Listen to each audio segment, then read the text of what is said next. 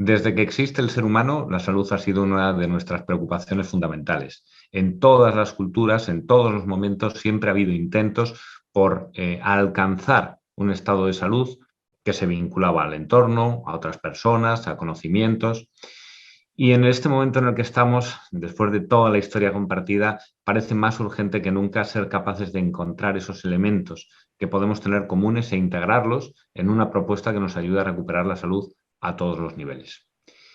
Relacionado con este objetivo, existe desde hace ya bastantes años la Sintergética, una propuesta integradora de distintos paradigmas de salud, con la que vamos a hablar hoy con el doctor Jorge Carvajal Posada, su creador. Jorge, bienvenido, buenos días. Buenos días, ¿cómo estás? Tú que hablas de salud, yo diría una sola palabra: salud es integridad. Quiere decir coherencia, quiere decir resonancia armónica, sintonía con uno, quiere decir transparencia, pero también en otros términos honestidad. Así que qué bueno que nosotros pudiéramos reducir y ampliar al mismo tiempo ese concepto de salud como integridad. Efectivamente, porque de nuevo el concepto de salud ha ido atravesando por distintas etapas, desde ser puramente algo físico, cada vez se habla más de una salud que tiene que ver con el bienestar, con la sensación subjetiva de uno de encontrarse bien consigo mismo. Tiene que ver con el bienestar, con la realización, con la felicidad, con la armonía a nivel físico, emocional y mental, pero ya no nos alcanza con la armonía o la salud social, relacional, y también con algo que cada vez es más importante: la trascendencia, la salud espiritual, el sentido de la vida. Así que nos estamos saliendo del mundo de las moléculas, que es muy, muy importante. Estamos trascendiendo el mundo de la ciencia, no en el sentido que la negamos, sino en el sentido que expandimos sus límites para comprender al ser humano no como un elemento objetivo, sino con toda la belleza y profundidad de su subjetividad.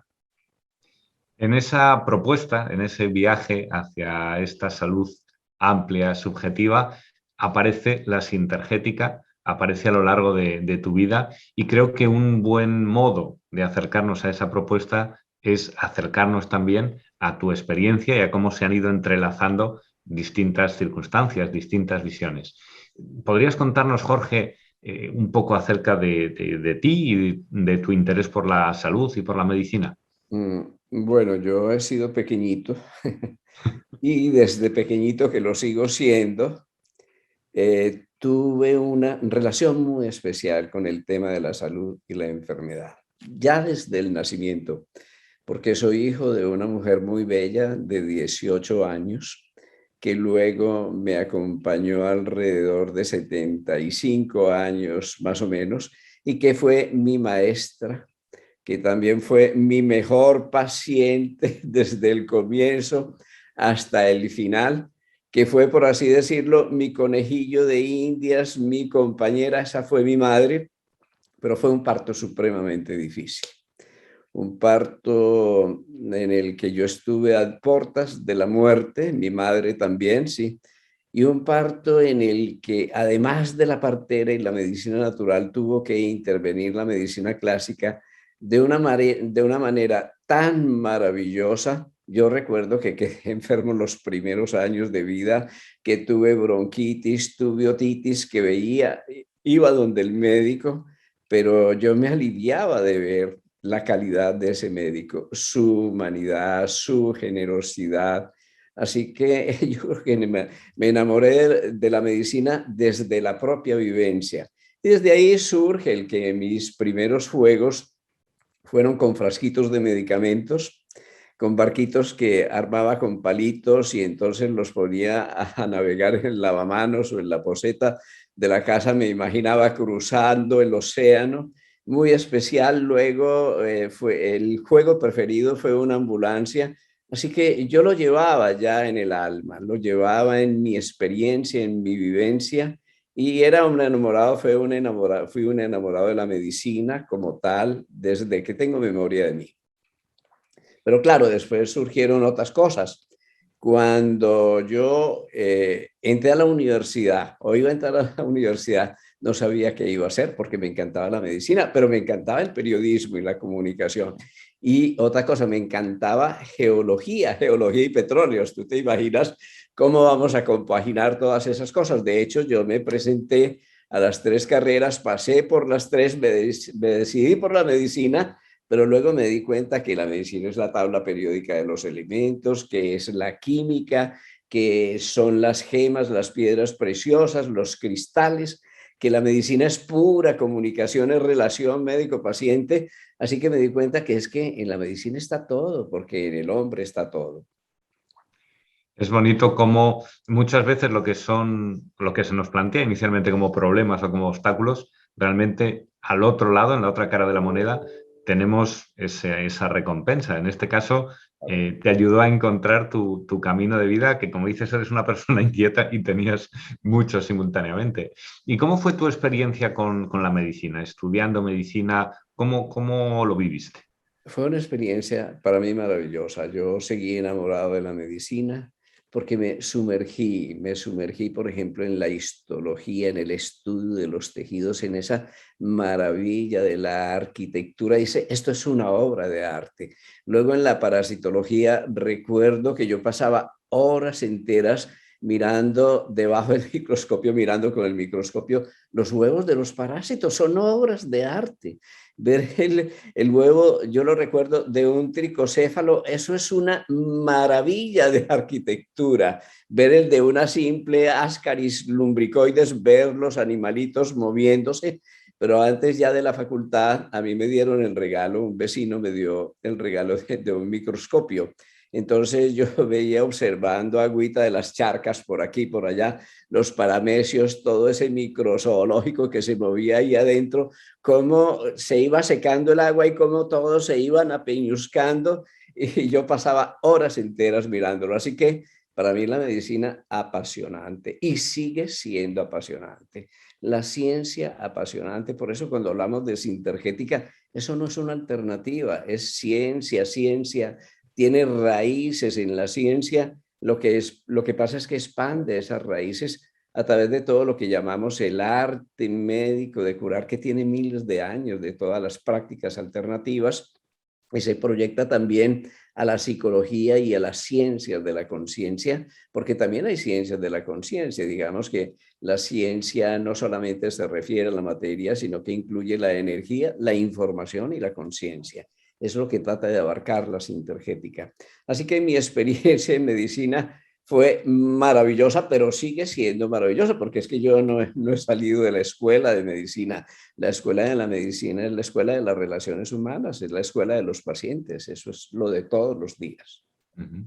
Realmente no hay ningún conflicto, como tú dices, entre la visión más científica, más técnica de la medicina actual frente a ese componente artístico humano que se encuentra en todo, ¿no? En cualquier momento, pero desde luego en el ser humano se hace particularmente visible.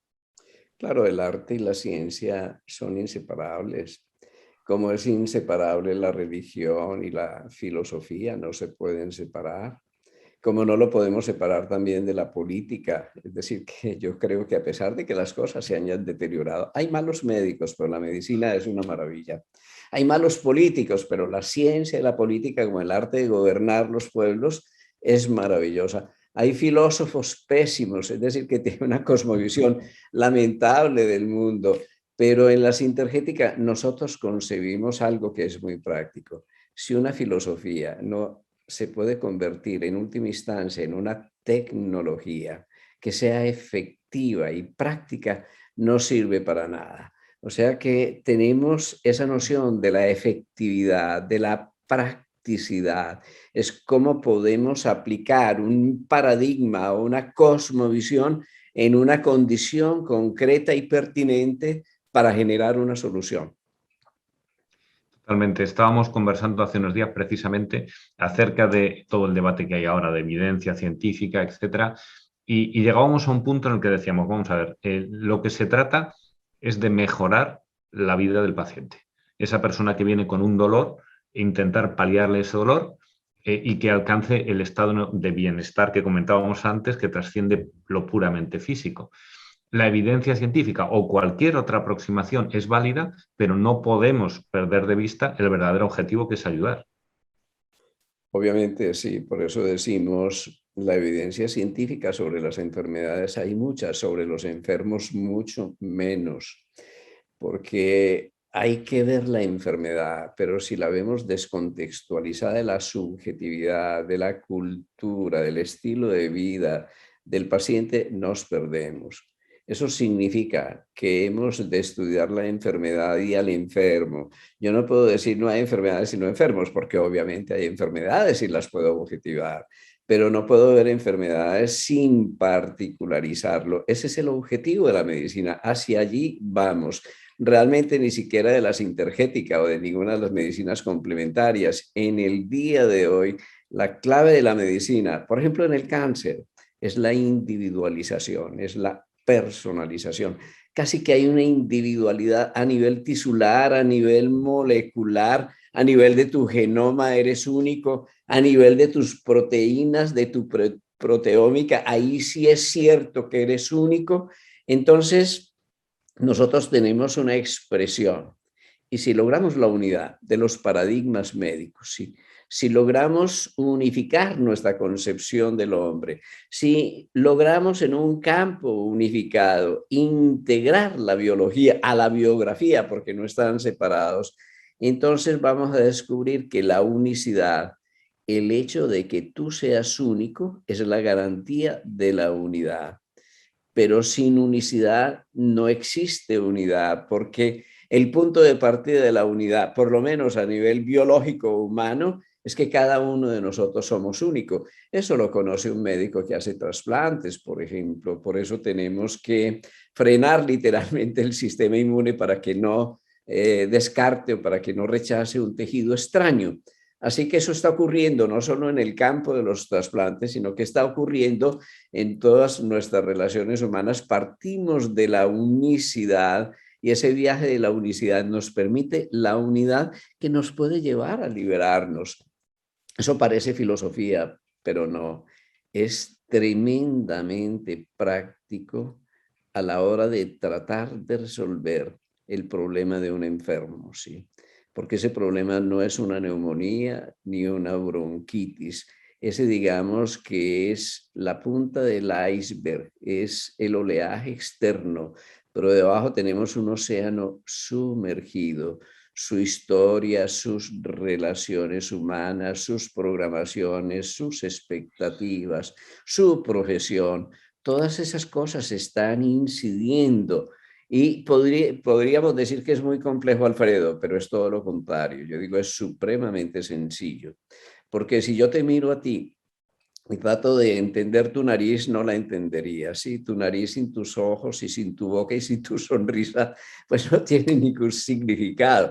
Pero cuando yo contextualizo, pongo eso en un marco global, es más fácil mirar a Alfredo que tratar de comprender cada una de las piezas de un rompecabezas separado. Es lo mismo con la medicina. Yo miro el paisaje, sí, pero si mirando el paisaje yo trato de entender la pluma del pájaro que está volando, me pierdo el paisaje y me pierdo todo tipo de comprensión. Pero si yo logro tener un vislumbre de la totalidad de ese paisaje, no solo lo comprendo, sino lo más importante, lo puedo disfrutar. Las relaciones humanas y la medicina se pueden disfrutar cuando nosotros podemos ver totalidades. Esa visión del contexto, esa visión más amplia, ¿no? Que hace que entendamos mejor el detalle, está presente en nuestra vida personal. Vamos integrando justamente esas pequeñas experiencias hasta que tenemos un marco más grande. Habíamos dejado a este joven Jorge Carvajal estudiando en la Facultad de Medicina. Hay un momento, una vez que se terminan los estudios y se empieza la práctica clínica. ¿Cómo fue ese inicio?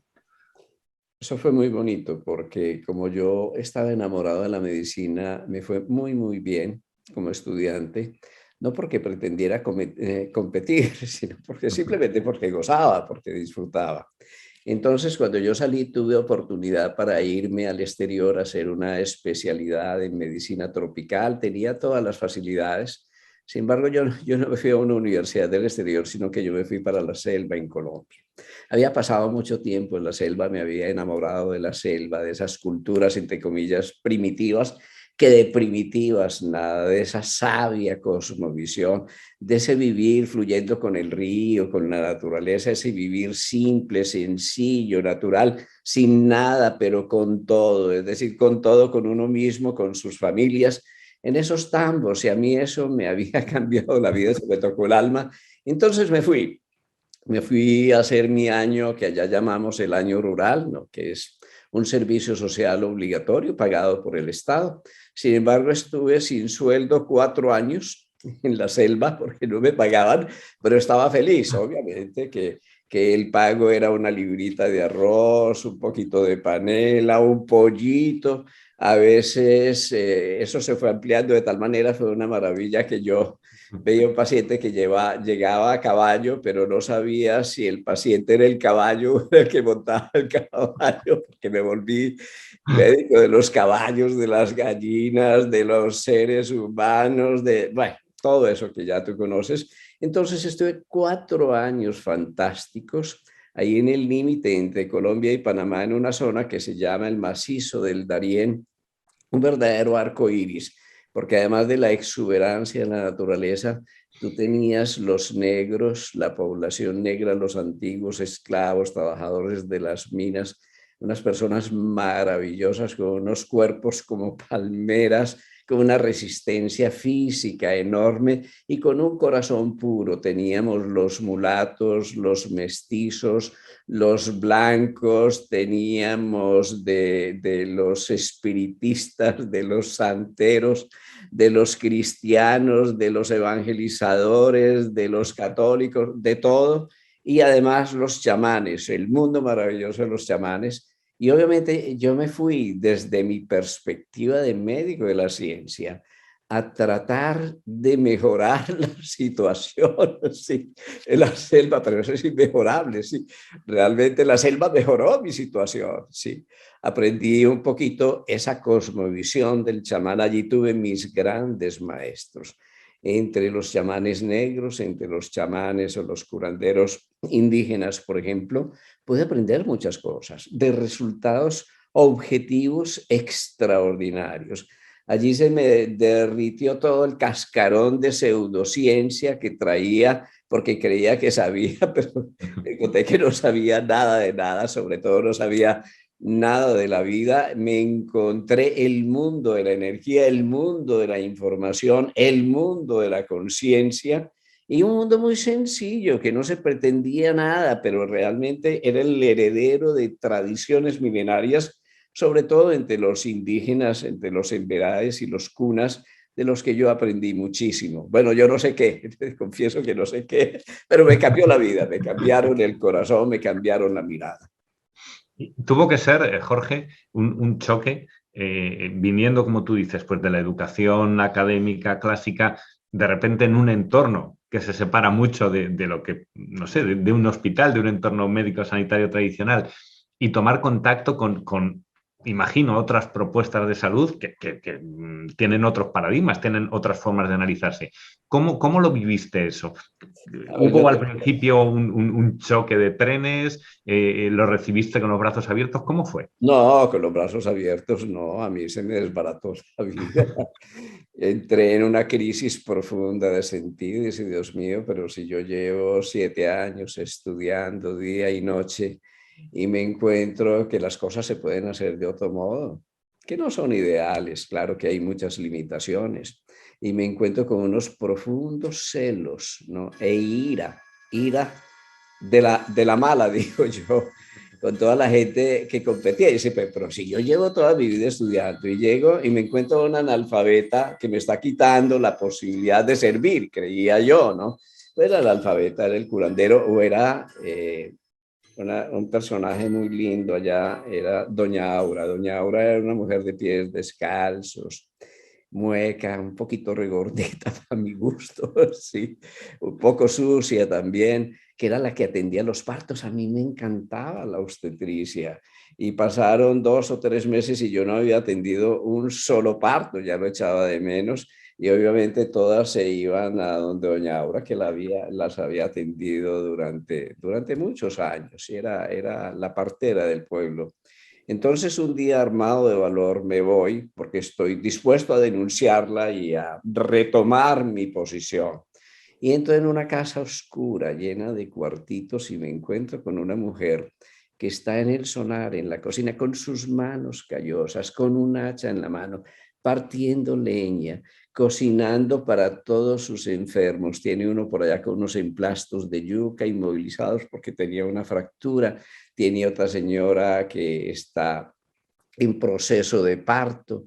En fin, es un hospital, pero es un hospital de amor. Se me derrite el mundo. Yo, esta mujer humilde, sencilla, tal vez analfabeta, con esa sabiduría ancestral que está en sus manos, está en su cuerpo, tal vez en su herencia, en la de su familia. Y entonces yo me encuentro otro tipo de hospital y otro tipo de medicina. Ello que tenía ganas de hacer un gran hospital en la selva, se me acabaron las ganas. Y entonces me conseguí una buena yegua, que la denominé ambulancia. Entonces yo iba con mis alforjas llenas de los medicamentos o echaba los termos con las vacunas, y en ese momento mi medicatura rural se volvió una maravilla, se volvió ambulatoria, de camino en camino, de escuelita a escuelita, de casa en casa. En ese entonces la noticia corrió y llegaba gente de otros lados hacia esa región donde yo estaba haciendo ya la medicina, hacía mis pinitos de acupuntura, hacía auriculoterapia, hacía masajes, entre otras cosas por necesidad, porque no tenía más que hacer. Y además porque el indio Alfonso me enseñó muchos truquitos. Yo me volví un alumno de mi mejor maestro, el indio Alfonso. Entonces iba recorriendo. Y en esas nos llegó una ayuda de la OSFAN, nos regalaron una avioneta para el programa de salud. Allí había en toda la región del límite con Panamá unos pequeños aeropuertos que era muy simpático porque eran potreros. Entonces nosotros teníamos que con el piloto que rasantear y volver a elevarnos para echar los marranos o los burros y poder aterrizar. Bueno, esa era la historia de un guía. Luego pudimos, a través de la misma OSFAM y otras fundaciones, conseguir una recua de mulas, preparar un grupo de promotores rurales de salud y empezar un programa de salud pública que luego fue un modelo para lo que se llamaron los módulos anuales de cobertura en Colombia, porque tuvimos oportunidad de hablar con el ministro de Salud de ese entonces y generar un modelo de programa de atención rural. Así que todo empezó de esa manera, pero mira que son las sincronicidades. Estando en el Chocó yendo a un programa de vacunación, nosotros íbamos en una pequeña canoa con motor fuera de borda porque había una epidemia de tosferina. Íbamos por el río Atrato. El río Atrato es un gran río, es uno de los ríos más caudalosos en Colombia, en esa zona, yo creo que del mundo, ¿no? Y porque viene de la selva. E íbamos por el río Atrato y de pronto nos encontramos un planchón que subía cargado de plátanos, ¿sí?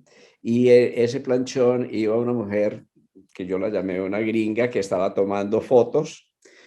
Cuando nosotros hicimos un poquito de turbulencia con el agua, se movió el planchón y ella se fue al agua con cámara y todo. Bueno, yo me río en este momento, pero eso fue un drama porque fuimos, la recogimos, nos devolvimos, yo le hice los primeros auxilios allí en el puesto de salud, le hice unas maniobras para la columna cervical que me había enseñado el indio Alfonso, y se le alivió un dolor que llevaba muchos años y que no había podido resolver en Europa.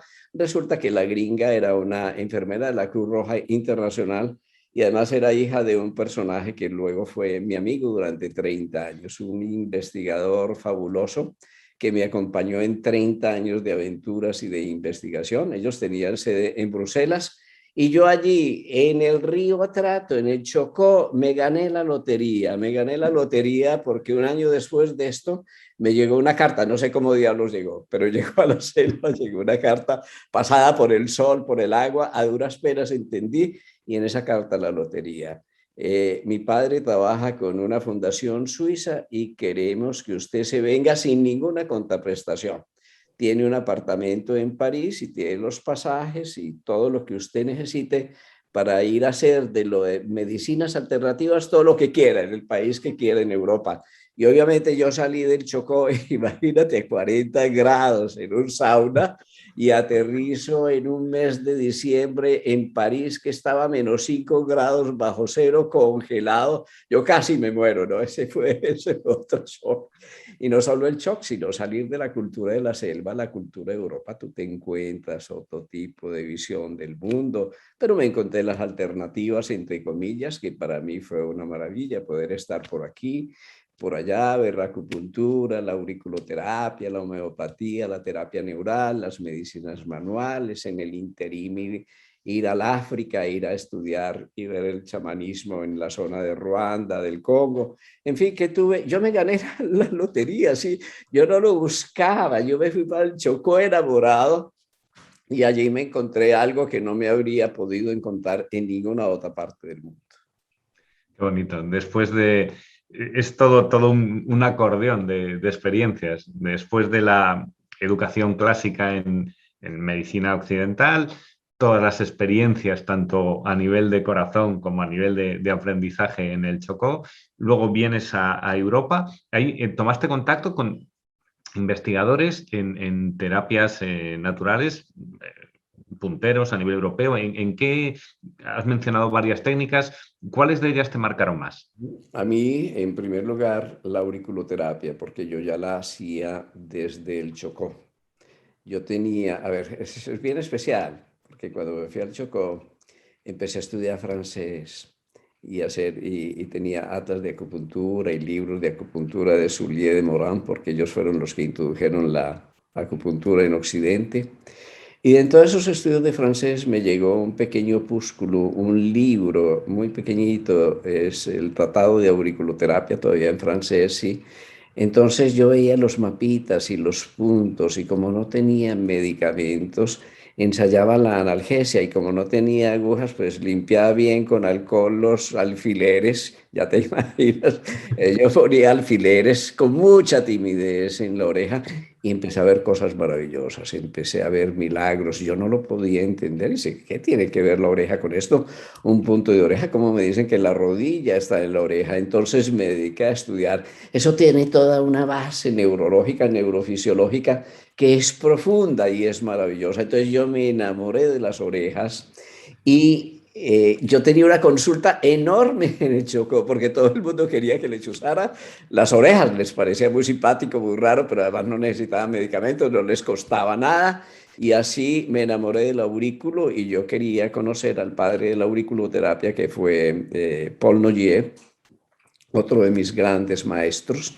Entonces me vine a París, de París me fui a Lyon, estuve en la consulta con el doctor Noyer, hice todos sus cursos, toda su formación, a través de ello aprendí no solo de la auriculoterapia, sino de la auriculomedicina y esto me enamoró, porque la auriculomedicina es una cibernética, es una medicina de la modulación de la información. Desde la pantalla de la oreja, que es como el radar del cerebro, tú puedes dialogar por vía refleja con el cerebro y el cuerpo, ya no con agujas, sino a través de pincelitos de luz y de color, a través de señales de frecuencia. En ese entonces, recuerdo, estábamos alrededor de 1978, empezaron a salir los primeros láser para terapéutica, ¿no? Que eran láser de alta intensidad, no modulados por frecuencia, y poco después salen los láser de diodos de arsenuro de galio que se pueden modular por frecuencia y por intensidad, de tal manera que tú puedes dialogar con un punto, con una frecuencia específica y modular de ese punto la respuesta del sistema nervioso central. Así que yo me enamoré, para mí ese fue el embrión de la sintergética, que es básicamente una medicina de la información. Si uno maneja las moléculas, si uno puede hablar que las moléculas intercambian energía, que se mueven en un campo, que están cargadas, y partículas y cargas, un campo, Pero si uno se mete en ese campo, se da cuenta que el mínimo común denominador es la información. Ese fue el primer insight. Es decir, ¿qué diferencia hay entre una aspirina, por ejemplo, un masaje, un estímulo de electroacupuntura, una sugestión, por ejemplo, una hipnosis? ¿Sí? Todas ellas producen un efecto analgésico. ¿Sí? Pero ¿cuál es el común denominador? Que todas modulan información, porque en última instancia el cerebro lo que está haciendo, o el organismo, los receptores celulares, es procesar información. A partir de esto surge algo apasionante y es el estudio de la ciencia de los sistemas. El estudio de la cibernética, de la teoría del ruido, del manejo de la información, de los sistemas de conducción de información. Y eso se vuelve apasionante porque detrás del estudio de la información, de las leyes de la información y las leyes de los sistemas, surge el hilo conductor para integrar algo que es maravilloso, que es la medicina clásica con la biología molecular. Pero ¿cómo integramos la biología molecular al campo de energía, al campo bioplásmico? ¿Y cómo integramos el campo de bioplásmico, por Dios, a tus emociones que son tan importantes? Las emociones están gravitando en el 70% de las enfermedades crónicas. Hay un componente emocional. Yo no digo que la causa, pero hay un componente emocional muy importante. ¿Qué relación tiene con tus pensamientos, con la manera como utilizas tu mente, con tus relaciones humanas, con tu visión del mundo, con tus actitudes frente a la vida? Entonces se empieza a integrar todo esto y a ver que son piezas de un solo rompecabezas. Así ya no fuimos ni bioenergéticos, ni terapeutas neurales, ni acupuntores, ni médicos, sino que se nos ocurrió un día, ¿y esto qué es síntesis? ¿Por qué no lo llamamos sintergética? De ahí surge a fines del siglo pasado el nombre sintergético, porque a nosotros nos llamaban en Colombia, por lo menos los bioenergéticos, que hacíamos cosas raras. Pero eso se volvió tan popular que había bioenergéticos carniceros, modistas, peluqueros, es decir, que todo el que hacía cosas raras ya se ponía un cartel de bioenergético y dice, por Dios, esto es una confusión, porque esto no es cualquier cosa, ¿sí? Así que escogimos ese nombre, el Grupo de Medellín, que es un grupo de médicos, colegas, investigadores, y me acompañaron durante todo ese tiempo. Fueron mis primeros alumnos y luego profesores de sintergética. Así se fueron haciendo a lo largo de los años y así se fue extendiendo esto por toda Latinoamérica y ahora por España, por Portugal. Digamos que ha sido apasionante, pero se sigue extendiendo, porque si a mí me preguntas, la sintergética es una recién nacida, ¿no? Sí. Esto tiene 20 añitos, ponle 25 años, nada más. A mí es que me maravilla la posibilidad de que sea mediana o poco conocida, pero que sea por lo menos conocida por algunos médicos, por algunos colegas en algunas universidades, después de tan poco tiempo, cuando vemos que todavía se discute el paradigma de la homeopatía, que se discute el paradigma de la acupuntura, por Dios, después de 5.000 años, y todo esto está en discusión permanente. Pues yo no pretendo que esto tenga reconocimiento, sino que tenga vigencia práctica para los pacientes y que sirva, que es lo que importa. Ya nos pondremos de acuerdo de aquí a 100 o 200 o 300 años, pero mientras tanto, qué bueno es que pueda servir. Totalmente. Y justamente al hilo de lo que decimos de ayudar a los pacientes, me ha llamado la atención la aproximación que tú tuviste a la auriculoterapia, por ejemplo. En un principio era de escepticismo y lo que te llevó a confiar en ella y a profundizar fue los resultados que viste en clínica. Es decir, estamos hablando de que desde la experiencia clínica de tus pacientes, tú empiezas a tirar del hilo y acabas recorriendo todo este camino. Cuando a mí me dicen, esto sirve, yo digo, espere 30 años, espere 40 años y hablamos. Porque, claro, los efectos sintomáticos por sugestión, inmediatistas, a mí no me vale. Yo en ese sentido soy supremamente estricto, ¿sí? Es que tenemos que partir de los resultados. Son los resultados los que han retroalimentado la teoría. Digamos, eso no es un supermarco teórico que de pronto aterriza en paracaídas y se propone como un modelo clínico. No, este es un modelo clínico de relación médico-paciente.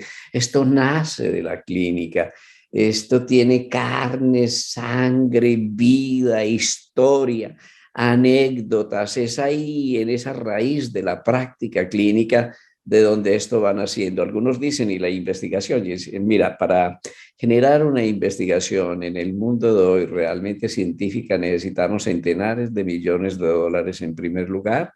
Necesitamos generar un protocolo en el que no es una persona, sino un grupo de trabajo. Es así como trabaja la ciencia cuando hablamos del bosón de Higgs y cuando hablamos de los grandes descubrimientos. Esos son centenares de físicos que impersonalmente están compartiendo información. Cuando hablamos ahora, por ejemplo, del COVID, más de lo mismo. Yo ayer leía una noticia de una investigadora inglesa que nos habla muy bello. Han compartido más de 1.500 millones de genomas con el mundo. Eso a mí me parece una maravilla, ¿no? Y además una generosidad enorme. Sin ese tipo de visión no podría avanzar la ciencia. Pero obviamente la ciencia es empírica, parte de un resultado, parte de un hecho contundente. Y alrededor de ese hecho, si ese hecho se puede repetir siguiendo los mismos procedimientos, ya nosotros tenemos las bases del método científico. Ya es una cuestión de escalarlo a un nivel masivo, demostrarlo y generar una teoría a partir de hipótesis que sean constatables. Yo sigo creyendo en eso, por eso yo no pretendo que la sintergética sea una ciencia. No es una ciencia, es una metodología terapéutica que parte de la integración, es un arte que incluye sus propias tecnologías, pero sobre todo que está profundamente cimentado en resultados repetitivos y contundentes, muchas veces incluso protocolizados, aunque siempre personalizados. Volviendo a ese tema de los resultados, que al final, como decíamos, es lo que desde luego al paciente le importa y a nosotros en la tarea de ayudarle, pues también probablemente debería ser lo más relevante. En el momento en que integramos o comienzas a utilizar todas estas herramientas juntas desde el paradigma sintergético, tú ya conoces la medicina tradicional, sabes los resultados y los procedimientos de la medicina convencional. De hecho, hay muchísimos médicos que se han formado contigo, que venían de esa medicina occidental. En el momento en que se empiezan a incluir este nuevo paradigma y todas estas técnicas a través de la sintergética en clínica, ¿qué es lo que ocurre? ¿Qué resultados os encontráis? Cambia la vida, se vuelve más sencillo, se vuelve supremamente efectivo, mejora la relación costo-beneficio, no tenemos efectos secundarios, disminuyen los costos porque, claro, el examen clínico nos permite un nivel de profundidad mucho mayor. Porque, claro, tú tienes a tu disposición todas las herramientas de la medicina convencional, el examen clínico, el examen semiológico, que es maravilloso, pero tienes muchas más herramientas.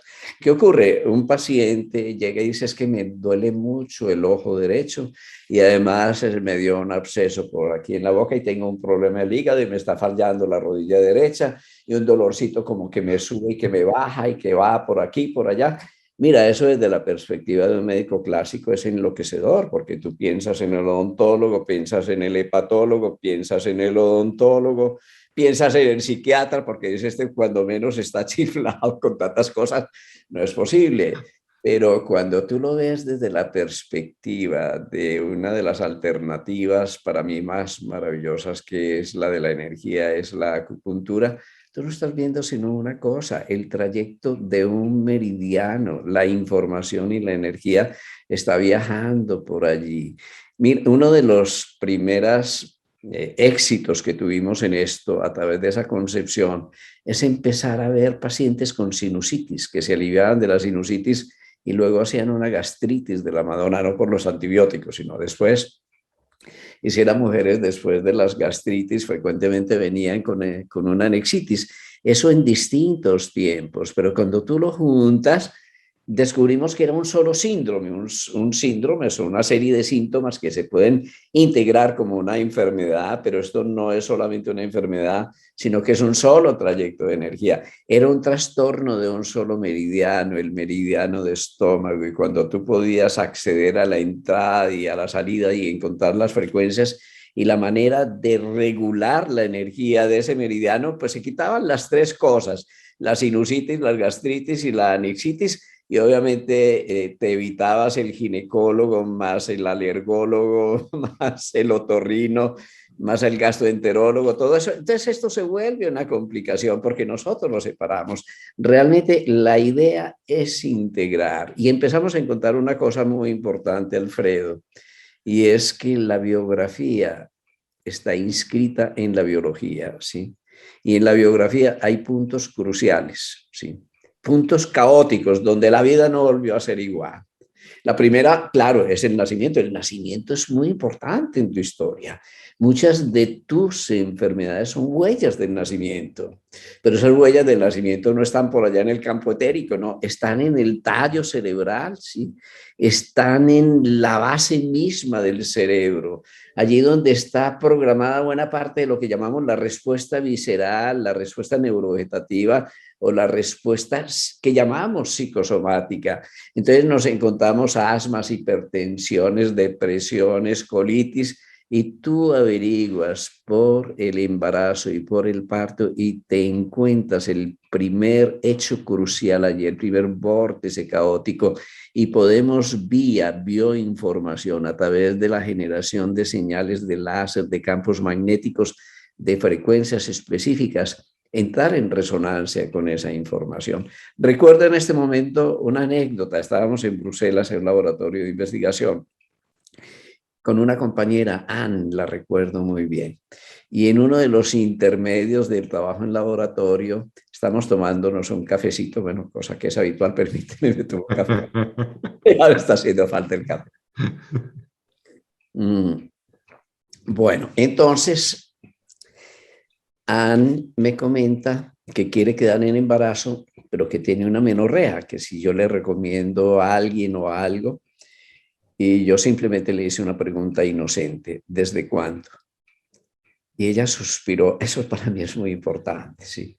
Porque cuando uno se queda así, como detenido, y suspira, en ese momento se mueve el diafragma, pero no es que se mueve el diafragma y respiras profundo, sino que tu conciencia estás yendo a un hecho muy significativo, una vivencia muy profunda y muy significativa en lo emocional. Suspira y se le viene una lágrima, yo espero, y me dice: desde la muerte de mi madre. Claro. ¿Qué relación hay entre los ovarios, la muerte de la madre, la hipófisis, el hipotálamo, qué sé yo? Pues el cerebro afectivo, el rinencéfalo, porque ese está conectado con todos los comandos endocrinos que van a dirigir todos los ciclos hormonales. Entonces le dije: espera, yo tenía un pequeño lásercito, no era ni siquiera un láser, un generador de infrarrojos que genera un código de frecuencias, y lo tenía en el bolsillo, siempre ando con él, sí. Espera, piensa en tu madre, y busqué en la oreja, porque en la oreja hay un sitio muy específico que conocemos bien, que entra en resonancia con el rinencéfalo, con el cerebro afectivo, ¿sí? Y le pasó una frecuencia, recuerdo que es una frecuencia pulsada a 80 ciclos por segundo de un generador infrarrojo sobre ese punto, que se encendía cuando ella pensaba en su madre. Si pensaba en otra cosa, no me aparecía esa frecuencia. ¿Cómo detectamos esa frecuencia? A través de una señal muy bonita, que es la señal del pulso, que es más complejo de explicar, por lo menos en este momento. Pero claro, yo no es que sea un mago, no es que tú me dices con tu pulso dónde entro en resonancia con lo que tú necesitas. Le pasamos esa frecuencia.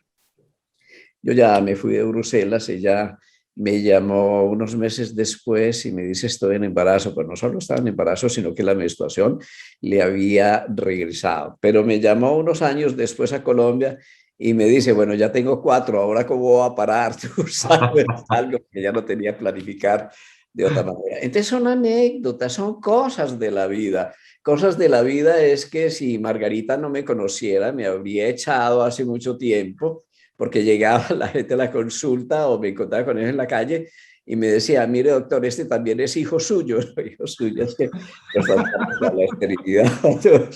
Bueno, de anécdotas así, de la efectividad, de la contundencia.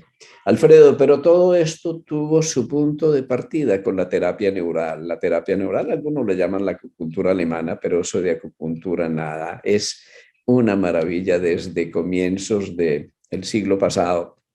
Se descubrió alrededor de 1940, antes de los 50 en todo caso, y es una cosa maravillosa, como a través de un dieléctrico, de un anestésico local, no por su efecto anestésico, tú puedes repolarizar las membranas celulares, recargar la batería celular y quitar los cortocircuitos, porque allí donde las células se descargan, pues no pasa la corriente y se genera un cortocircuito, ¿sí? Y como eso genera una cosa que se conoce como el fenómeno en segundos. Si tú coges el cortocircuito y lo reconectas, un síntoma crónico puede revertir durante unas horas después de un segundo, de unos cuantos segundos, nada más de la terapia. Pues a mí me pasó con mi madre, eso fue fabuloso. Yo todavía estaba como estudiante de medicina y esa fue otra de las cosas que me cambió la vida. Yo ya te dije que mi madre ha sido mi conejillo de indias toda la vida y además forzosamente porque se sabe que yo voy a explorar algo nuevo que aprendí y no lo exploro en ella, pues se enoja. Entonces le puse, ella había tenido lo que llama un campo interferente, se llama en terapia neural. Había tenido un absceso molar, le tuvieron que sacar la muela, una de esas muelas del juicio. Eso cicatrizó por segunda intención e hizo el cortocircuito ahí. Tenía un hombro congelado, un dolor terrible del hombro. Le iban a hacer una movilización bajo anestesia. Ninguno de mis profesores, a los que yo admiro y admiraba mucho, sí, había podido con ella, entonces tenía que ir a ese procedimiento que es más cruento, es despegar ese hombro con anestesia. Antes de que fuera, pues yo asumí el riesgo de ponerle unos goticas de procaína, porque yo creo que no alcancé a poner 1 centímetro. Se recomiendan 5 hasta 10. Yo ahí con la mano temblorosa, 1 centímetro, si acaso lo puso, y a mi madre se le quitó el dolor instantáneamente. Al repetirlo, se empezó a recuperar el movimiento. Claro, eso me cambió la vida. Somos un sistema de circuitos integrados. Pero los cortocircuitos no solo son cicatrices, las cicatrices físicas como las cicatrices psíquicas. Esas son las peores. Las grandes pérdidas afectivas no procesadas, ¿sí? Lo que algunos llaman en la unidad psique-cerebro-soma los focos de Hammer son cortocircuitos emocionales que tienen su correspondencia a nivel del sistema nervioso central y que generan un efecto en la periferia. Así que empezamos a introducir todo esto recuperando para la medicina el cerebro, ¿no? Porque salvo para los neurólogos, nadie hace nada con el cerebro en clínica, como si el cerebro no existiera, y no hay ninguna enfermedad crónica, Alfredo, ninguna enfermedad crónica que no tenga un programa cortical correspondiente. Entonces, si tú no vas a la ordenadora al programa cortical, vas a quedar con el programa de la enfermedad crónica ahí mantenido. Esa es una de las grandes causas de fracaso en el abordaje de la enfermedad crónica, es que no tenemos en cuenta el sistema nervioso central. Hoy, por ejemplo, se sabe mucho en la fatiga crónica, que es una verdadera encefalomielitis. Se sabe que la fatiga crónica tiene mucho que ver con que el cerebro nos desconecta para ahorrar energía cuando por problemas inmunes o de otro tipo hemos perdido toda la reserva energética. Tenemos, te escucho y puede haber mucha gente que te esté escuchando ahora también y esté fascinada porque es precioso, suena como magia todo esto, pero lo bonito del tema es que son, como tú dices, casos concretos, pero es un patrón que se ha repetido a lo largo de muchos pacientes. Yo sé la actividad clínica que tienes, que es intensísima y siempre ha sido intensísima. Para poder encuadrar estos datos, ¿cuántos pacientes puedes haber visto a lo largo de tu vida? Y dentro de esa masa de pacientes, estos resultados que nos estabas comentando ahora, que son espectaculares, lógicamente, pero ¿es algo que periódicamente se repite? Es muy constante, tenemos resultados constantes. Y normalmente el tipo de paciente no es el paciente artrítico, el paciente con cáncer, sino la familia, ¿no? Porque yo veo a la mamá, ¿no? Y la mamá me lleva al hijo y luego lleva a su esposo y luego lleva al abuelo, a veces hasta los bisabuelos. Es una maravilla ver familias enteras y ver sus diátesis, cómo sus predisposiciones están entretejidas a sus relaciones, a sus conflictos, acompañarlo.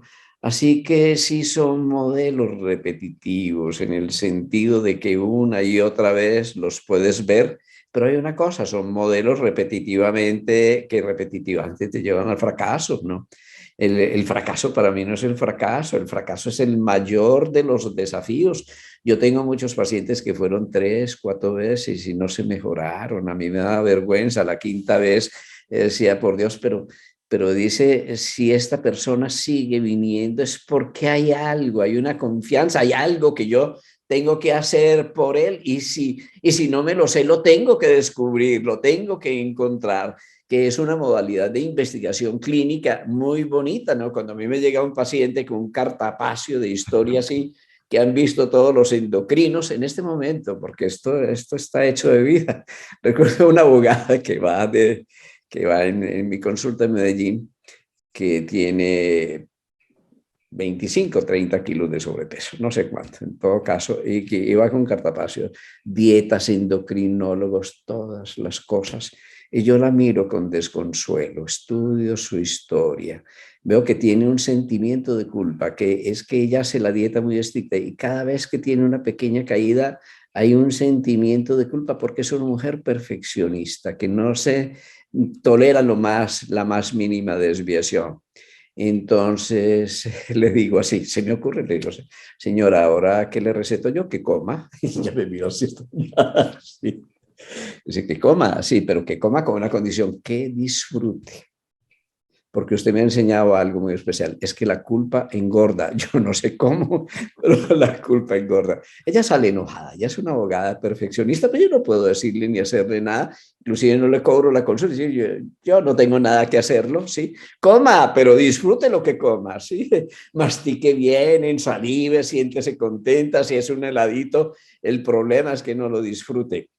Ella llega unos meses después, tiene 20 kilos menos, le ha funcionado, está comiendo más que nunca, mejor que nunca, ha trabajado. Ahí es donde uno ve aquello del eje psique-cerebro-soma, cómo el hipotálamo está regulando el metabolismo en función de tus sentimientos. Si ya tú tienes un afecto negativo respecto del alimento, seguramente que vas a hacer indigestión, vas a hacer un síndrome de malabsorción, qué sé yo, vas a cambiar la psicobiota, van a ocurrir muchas cosas, la leptina, vas a hacer resistencia a la insulina, no importa, pero esa es resistencia, no a la insulina, sino resistencia a ti mismo. El que tú no te quieras, el que no te aceptes, el que no te lo permitas, el que seas perfeccionista y cuadriculado va a gravitar sobre tu salud indudablemente. Así que tenemos ejemplos de todos los días, pero te comento esta anécdota para ver que no siempre es un láser, es un campo magnético,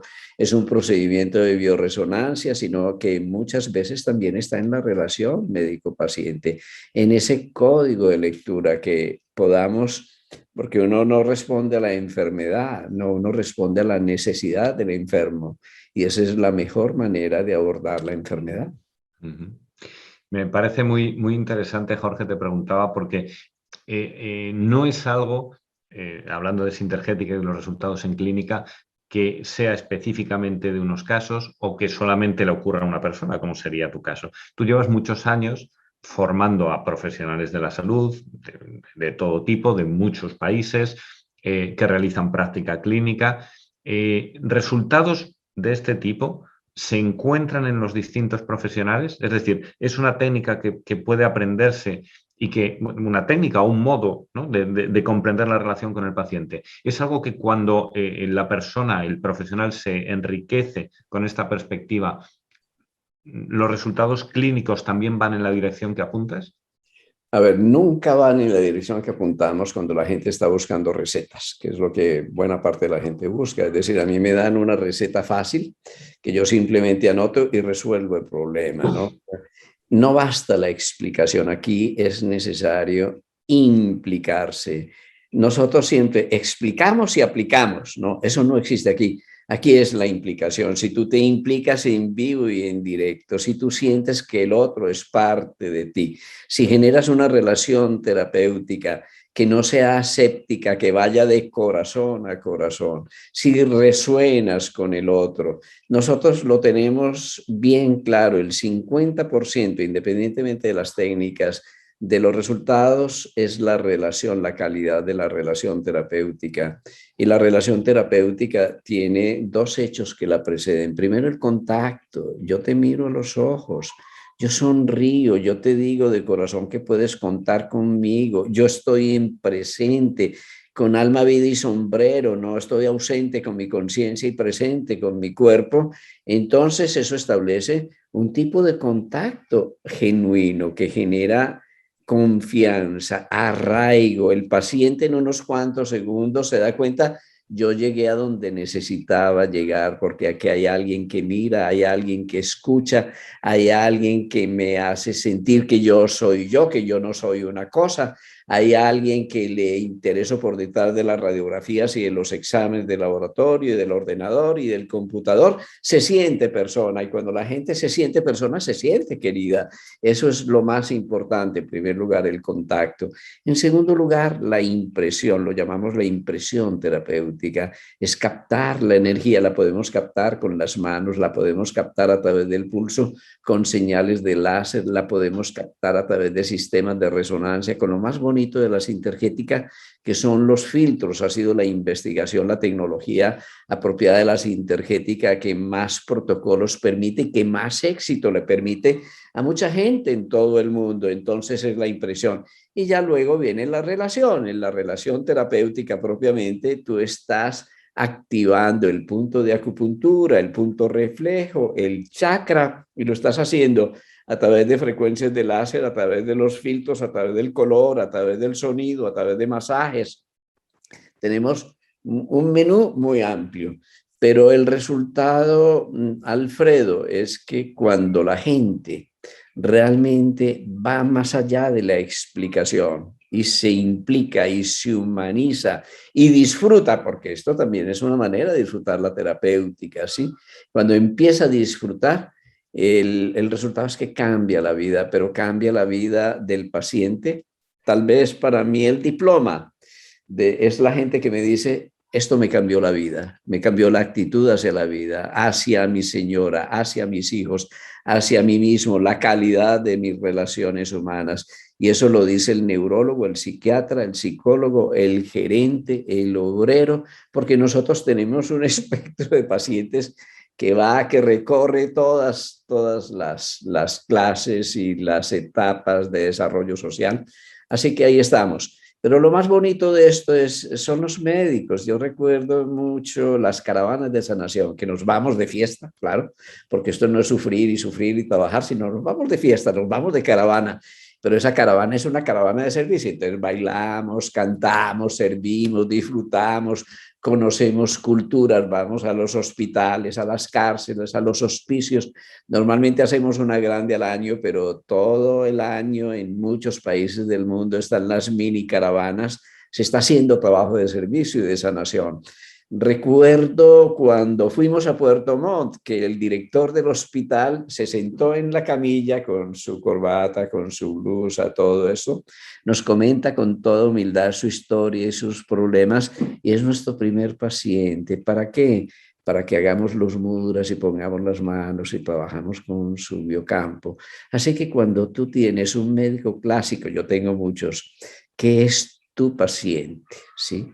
Y que lo vive, porque es que lo vive, vas a tener con seguridad en el futuro un sintergético, porque esto es un asunto de vivencia. Buena parte de los sintergéticos hoy son pacientes, buena parte de mis alumnos fueron mis pacientes hace tiempo. Entonces, cuando lo vivieron en vivo y en directo, hicieron su medicina, se dedicaron a la sintergética. Y a fe que yo puedo desaparecer, porque yo me siento feliz de que yo ya no sea necesario a este proceso, es decir, de que esto avance solo y de que haya gente muy, muy buena. Y cuando veo, entre comillas, mis colegas que fueron mis alumnos, hoy son mis maestros. Yo me quito el sombrero porque a veces tengo que ver pacientes de mis antiguos pacientes que me quieren y yo los quiero, pero cuando veo que otros los ve y los ve también, yo me regocijo, porque los alumnos superan al maestro. De eso se trata, no se trata de que nadie siga a un personaje, sino que la sintergética es un paradigma de síntesis destinado a servir al mundo, a la gente. Entiendo lo que dices, al final no se trata de la persona, eso es finito, tiene un inicio, tiene un fin. El paradigma, si se puede extender, se puede aplicar y hay otras personas que les cambie la vida y que ayuden a mejorar la vida de sus pacientes, es algo que está vivo, que es lo que le pasa a la sintergética hoy en día, que está presente en muchos países con muchas formaciones. Y me resulta muy interesante de lo que comentabas, que después de haber tenido una experiencia personal, profesionales formados en distintos campos de la salud deciden interesarse, formarse en sintergética y aplicarlo en sus consultas. Eso al día de hoy está vigente y está ocurriendo en muchos países, ¿verdad, Jorge? Está vigente en Argentina, en Chile, en Ecuador, en Perú, en Colombia, en Venezuela, en Costa Rica, que me acuerde así, en Estados Unidos, en España, en Portugal, en Australia, porque la sintergética se fue extendiendo. Decimos, porque la sintergética es compleja, realmente. Hay que estudiar, sí, hay que tener pasión por la investigación, por el estudio. Hay que saber, esto no es para mediocres, hay que dominar técnicas, hay que manejar el pulso, hay que invertir mucho tiempo, mucha vida, pero vale la pena, porque tú vas a contar con la mejor tierra abonada en ti mismo para sembrar las mejores de las semillas. Y esas semillas es una tecnología de avanzar, ¿no? Que toda tiene una fundamentación científica desde la física, desde las ciencias emergentes, porque es una característica de la sintergética, es decir, estar estudiando permanentemente la ciencia, las novedades de la ciencia y sus posibilidades de aplicación. Es lo que yo he hecho toda la vida, lo que hacen buena parte de mis colegas, o sea que es un paradigma en permanente transformación, supremamente dinámico. Lo que hacíamos hace 10 años sigue siendo válido, pero hoy está simplificado, mejorado, súper tecnificado, y es ahí donde vamos. Así que hay muchos colegas que se dedicaron a la sintergética y otros que no se dedicaron a la sintergética. Yo tengo unas anécdotas maravillosas. Mira, a comentar una, porque mi gran profesor de cirugía, el doctor Vélez Rojas, que ya no está con nosotros, pero al que yo quiero mucho todavía, él recibió uno de mis pacientes con una pancreatitis hemorrágica infectada, una catástrofe biológica, sí. Lo iban a operar, yo opiné que no, porque era llevarlo al matadero, que deberíamos prepararlo, hacer algo, a ver si se salvaba, porque también tenía una peritonitis y una complicación biológica de la Madonna. Entonces su familia lo llevó a un hospital a condición de que yo lo pudiera ver, porque claro, hay siempre celos de unos y otros. Como era mi profesor de cirugía y me conocía y tenía una relativa confianza en mí, por lo menos sabía que había sido un buen estudiante, entonces dijo a regañadientes que sí. Y yo me iba y le ponía el láser, los campos magnéticos, trabajaba con un rubí, con cromoterapia, y un día me encontré al doctor Vélez Rojas ahí, no lo había visto, yo estaba muy concentrado en mi procedimiento y sentí una tosecita, seguí y acabé, y era el doctor Vélez Rojas mirándome debajo de las gafas, así, y se rió de mí y me señaló y dice, mira Carvajal, que me dice, si este paciente se cura con esas bobaditas. Sí. Yo me dedico a la sintergética. Bueno, se curó con las bobaditas y se dedicó a la sintergética. Fue nuestro paciente más viejo, a los 70 años. Estaba haciendo sintergética, no se había jubilado, estaba todavía dirigiendo un programa en policlínica porque era un cirujano de los antiguos del hospital y le gustaba mucho trabajar. Entonces se dedicó a la sintergética, me acuerdo porque me daba compasión, yo lo veía cabeceando. O sea, no sabía uno si se iba a caer al suelo, porque el pobre estaba fundido, pero hizo sintergética, consiguió el láser y él siguió siendo cirujano. Pero antes de la cirugía estaban las instrumentadoras, el anestesiólogo, él sacaba su láser y les decía un momentico, todos ya a punto de explotar porque no tenían tiempo y él con toda la parsimonia, ahora vamos a desinterferir las cicatrices, a corregir el tejido medio, a preparar el terreno para que esta cirugía no se complique, ahora vamos a hacer estos puntos de relajación y estimulación de la suprarrenal y el sistema inmune para que no vaya a infectarse y para que tolere bien todos los protocolos que hacemos antes de cirugía, porque nosotros trabajamos muy en conjunción con los médicos clásicos, con los oncólogos, por lo menos en Colombia hay una gran apertura, entonces los hacía Vélez Rojas. Así que tenemos colegas excelentes, especialistas, cirujanos. Tenemos un neurocirujano que es una maravilla, que no hace sintergética, pero sí la hace. Sigue siendo un neurocirujano, pero es un neurocirujano con una visión sintergética porque prepara el terreno, porque manda antiinflamatorios, inmunomoduladores, porque a todo el mundo le manda cúrcuma, que sabe que es el mejor antiinflamatorio del mundo, porque tiene los mejores resultados en su campo en cirugía de hipófisis y todo el mundo dice que es un mago, pero la magia es que introduce todas estas cosas que complementan sus procedimientos. Ahí estamos. Porque el horizonte realmente, Jorge, es la integración, igual que la propia sintergética es la integración de distintos enfoques, desde las medicinas ancestrales, como pueda ser pues, la acupuntura, como hablamos, la medicina china, 4 o 6 mil años, hasta las medicinas de vanguardia. Hablábamos de las investigaciones que hay recientes que hablan precisamente o que avalan todos estos paradigmas que comentamos, que hablamos de energía, que hablamos de biocampo, pero sí que hay una creciente evidencia científica en estas áreas.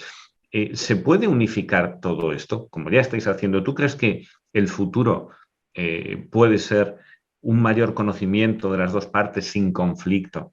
Que se integre, como estáis haciendo, la visión tradicional con las ciencias emergentes y con la medicina occidental que tan buen resultado da? Yo creo que el pecado capital es la ignorancia, sí. Cuando nosotros ignoramos de otra cosa, no tenemos derecho a rechazarla. En general, el rechazo que existe de las alternativas en relación con la medicina clásica es puro y simple desconocimiento. Y en general, el rechazo y la prevención de todos los denominados alternativos respecto a lo clásico es puro y simple desconocimiento. Si con humildad pudiéramos compartir, pudiéramos conocer del otro campo, sabiendo que no hay dos lados, no podemos estar en dos orillas, lanzarnos a la corriente del servicio, de la vida y de la humanidad. Para mí, la única alternativa es la integración. La única alternativa es la vida, porque en la vida las cosas no están desintegradas, ¿sí? Lo que ocurre en la actual situación, nos separamos de la naturaleza, de nuestra naturaleza humana, y nos ahí hablando de un virus y de un problema inmunológico, pero sus raíces no están ahí, esas son apenas las consecuencias. Esto es falta de integración a nuestra naturaleza humana. El día en que lo hagamos y reconozcamos el otro no es nuestro contrario, y que no miremos el mundo en términos de opuestos, sino de complementarios, y podamos restaurar la fraternidad, la unidad. Y esto no es un asunto religioso, este es, para mí, es un llamado a la supervivencia. Si queremos vivir como humanidad, olvidémonos de nombres. Yo le propongo a la gente, mire, olvídese de Sintergética, olvídese de Carvajal o de fulano, de perano. A mí eso es lo de menos, eso es un chismecito. Lo importante es que la propuesta, que es una propuesta de integración, práctica, es una metodología, es un modo de hacer la medicina y de integrarla. Vaya a los hospitales, a los servicios de consulta externa. Yo me digo, todos los días vemos lumbagos, lumbociáticas, gente con dolor, gente operada, que a veces en una sesión sale, o por lo menos con procedimientos mucho menos costosos para el paciente, menos costo biológico, menos costo social y económico para el sistema, que son enormes. Podríamos prescindir de muchos exámenes de laboratorio que son absolutamente costosos y totalmente innecesarios. Muchos realmente no se necesitan. Muchas escanografías, muchas radiografías, muchas super tecnologías que bien utilizadas son una maravilla, pero que mal utilizadas son una ruina para la seguridad social y para los seguros y para todos los sistemas médicos. Si nosotros pudiéramos estudiar con responsabilidad y saber que, por ejemplo, en un lumbago tú tienes que tratar el miedo, porque si tú no tratas el miedo, el lumbago no se te va a quitar con antiinflamatorios, o eso va a ser una medicina sintomática. Es decir, que muchas de tus emociones, tus iras, están inscritas en tu hígado y en tu estómago. No vas a mejorar tu digestión aunque seas vegetariano si estás cargándote con el chicharrón de la ira permanentemente. Eso no es posible. Y si nosotros lográramos generar esa integración, seríamos mejores médicos, disfrutaríamos más de la medicina, podríamos involucrar al paciente en la autogestión de la salud, podríamos comprender que un genuino médico viene de doctor, de doxere, y doxere es el que enseña. Es decir, que el médico debería enseñar, pero obviamente enseñar a que el paciente maneje adecuadamente su instrumento y enseñar no desde su palabra, desde su ejemplo, desde su propia vida, desde su propio compromiso, porque si no sería incoherente. Totalmente. Es el sentido común del día a día. Cuando hablabas al principio, cuando llegaste al Chocó, lo que te encontraste, tal vez nos hemos separado un poco de la realidad, de lo natural, de lo sencillo, de lo que es. Y hemos ido construyendo una serie de capas mentales que a veces da la impresión en todos los aspectos de la vida, en esta sociedad, que nos separan de lo que realmente es. Jorge, las personas que hayan llegado hasta aquí, gracias a todos, y que hayan escuchado toda la conversación, que sean profesionales de la salud, que se hayan interesado por todo lo que has dicho y que resuenen con ello, ¿qué les dirías? Uno no vino a ser doctor, ni ingeniero, ni abogado, sí. Uno no vino a ser mejor o a compararse con otros. Uno no vino a competir. Uno vino a compartir y cuando uno comparte puede ser feliz. La clave de la felicidad es el compartir. La clave de la realización es el compartir. Tu realización es contextual y es significativa. Cuando tú haces de la escuela de la vida una escuela donde el aprendizaje es el amor, esa es una escuela de relaciones humanas. Y eso lo puedes aplicar para ti, para tu familia, para tu empresa, para tus relaciones humanas, para tu sentido de trascendencia. Digamos que hay un común denominador y para mí no es una cosa romántica. Recomendación: restaurar la salud es restaurar el amor, reenamorarse de la vida, reencantar la vida. Jorge, doctor Jorge Carvajal Posada, médico, creador de la Sintergética, escritor, divulgador, formador. Muchas gracias por haber compartido este rato. Muchas gracias a ti, Alfredo, y a todos. Un abrazo muy grande. Un abrazo para todos. Gracias.